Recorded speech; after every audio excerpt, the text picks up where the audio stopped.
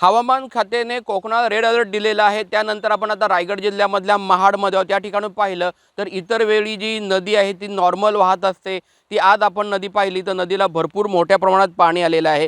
ही सावित्री नदी आहे। ही जी पातळी धोकादायक पातळी नाही, ही नॉर्मल पातळी आहे, मात्र तरीसुद्धा पाहिलं तर पाणी नदीला भरपूर आहे।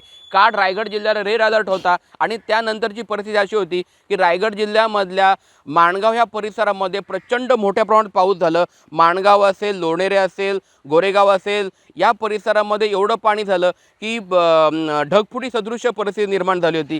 त्यानंतर रात्रभर पावसाने आत्ताही उसंत घेतली नाही आहे।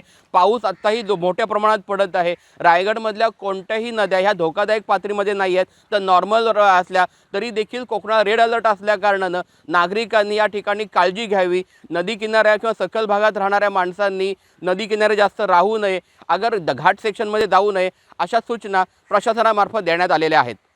सचिन कदम, साम टीव्ही, रायगड।